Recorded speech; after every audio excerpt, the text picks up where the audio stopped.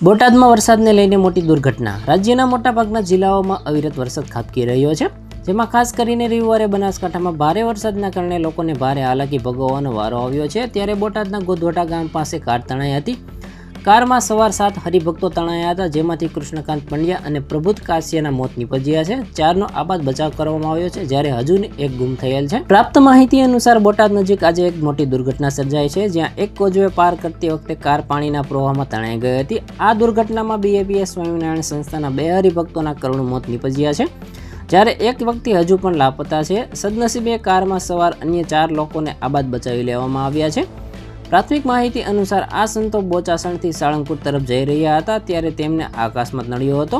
ભારે વરસાદને કારણે કોઝવે પર પાણીનો પ્રવાહ તેજ હતો, જેના કારણે કારે કાબુ ગુમાવતા પાણીમાં તણાઈ ગઈ હતી. આ દુર્ઘટનાને પગલે BAPS સંપ્રદાય અને સમગ્ર પંથકમાં શોકનું મોજું ફરી વળ્યું છે. મૃતકોના પરિવારજનોમાં શોક છવાયો છે. તંત્ર દ્વારા આ મામલે વધુ તપાસ હાથ ધરવામાં આવી છે. આવા જ ન્યૂઝ માટે અમારી ચેનલ સાથે જોડાયેલા રહો.